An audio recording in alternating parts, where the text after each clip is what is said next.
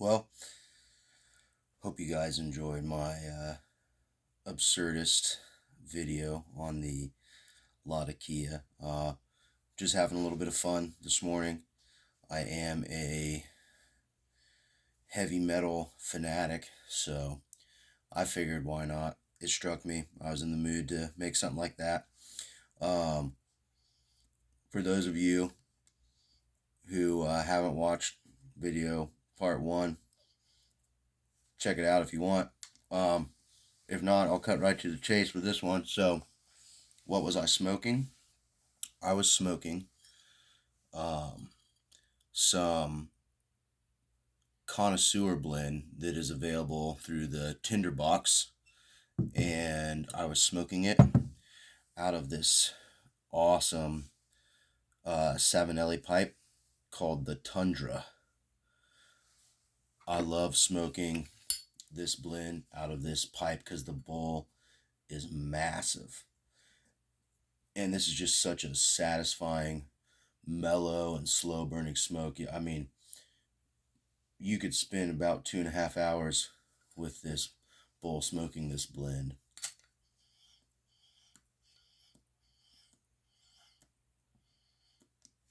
I'm getting towards the end of it now, but yeah, this stuff is awesome. It's available for bulk. It's I think it's about $40 for 8 ounces, about $75 for a pound. There's a price break there, obviously, when you buy in bulk. But this is really similar to the Cornel and Diehl's Star of the East. This is a pure lap bomb. This is, I mean, about as much Latakia as you can get in a blend before you're just smoking straight Latakia. This particular blend has the other components are mostly burley and a little bit of Virginias, and the burley really adds that kind of like good nutty aroma and helps carry the flavors of the Latakia, and the Virginias, of course, give it a little bit of a sweetness. Um, this one has a really nice dark fruit aspect to it, but if you like really full-bodied, rich English blends, I highly recommend this one, especially because the economic price for buying in bulk. But so the tin note on this one, for me anyways, it's mystifying. You get pretty much pure Latakia smell, and but it's just complex. I've read some reviews on this tobacco where people say, "Oh, the Latakia pretty much overpowers everything." I beg to differ. I think this is a very complex blend with the nuances of flavors, and so you definitely smell the Latakia. It's very smoky, very woodsy, incense-esque aroma. There's a little bit of almost like a pine note, which kind of adds to, the whole campfire smells that Latakias are known for. But you can definitely smell a sweetness. If you linger, it's almost a mapley kind of sweetness, and not like maple syrup sweet, but like the sweetness of burning maple, or the smell of making maple syrup if you've ever been around that. But there's like a rich sweetness to it, and it's, to me, the best way I can think to describe it is it's a very pungent sweetness that's like that's a little bit acidic, and the flavor matches it. It's tangy and tart and pungent in the way that a sun-dried tomato is, like a really nice leathery sun-dried tomato. The sweetness and the acidity that you get from a flavor like that is in this tobacco big time. And then, which I'm guessing that's from the Virginia's, probably some from the Latakia, of course, because I think that the Cyprian Latakias do have a really dank um, underlying sweetness to them. Um, for me, I also get a little bit of notes when I'm smoking it of almost the faintest taste of anise, which I really enjoy. And I think that that's probably something that comes with those citrusy, grassy kind of fruit um, flavors that some of the Virginias bring. And it all just blends together really, really nicely. This is probably the tobacco that I smoke the most on a daily basis. It's my all day smoke.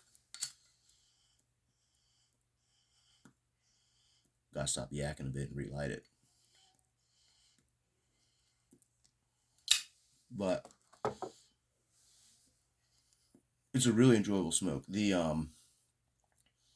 strength of it is it's very mild all the way around.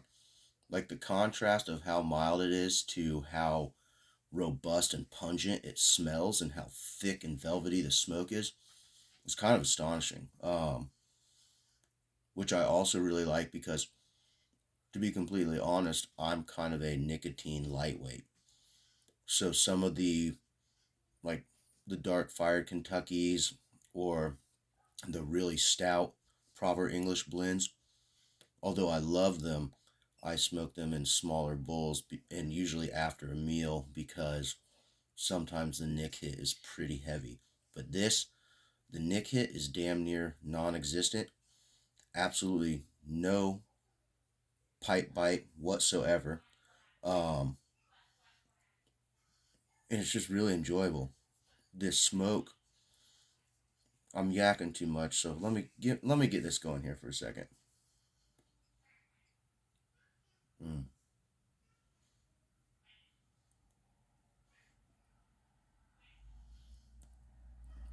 Yeah, the texture of the smoke is just velvety and thick without being overpowering on your palate, which is incredible. I love that. I love a really thick, heavy smoke. Um, it's a very contemplative blend, which I think is also why I like it so much because I spend a lot of time for my job just by myself smoking. So it's something I can really sit and be with and think and meditate.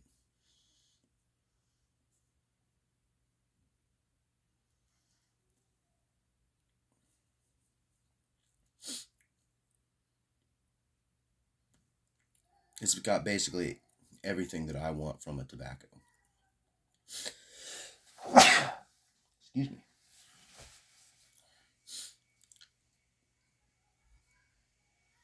Yeah, go online to the Tinder box and order some connoisseur blend. I really don't know who makes it. It seems to me that a lot of the bulk blends that they carry are made by Peter Stokeby, which this very well could be. I'm not positive. But you can get it there. If you want to try something else that's very similar, order the Cornel and Diehl's Star of the East, which Star of the East is a 50% Latakia. This blend is definitely at least 50%, maybe more. I'm not sure, but see if we can get a better look in there. Get some of this out here.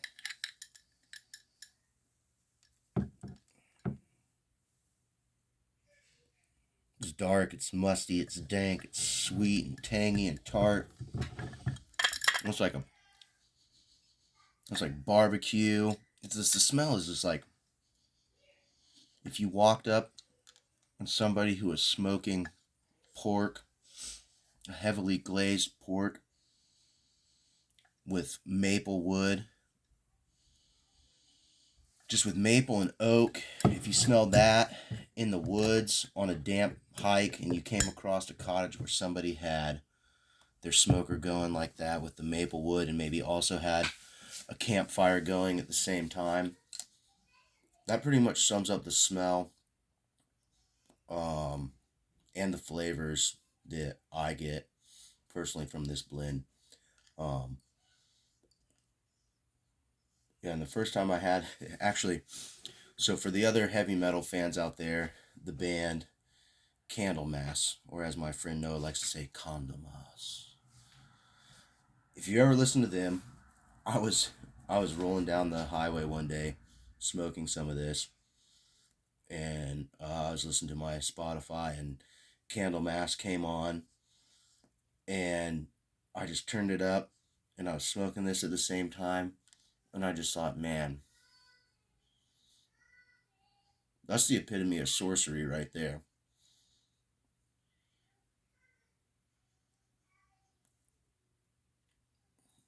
And I'm not saying you should turn away from things that are righteous, but I have a suspicion that this is the pipe tobacco that Saruman was smoking, and he was probably listening to Candlemass and Orthanc when his mind began to twist, so do be careful.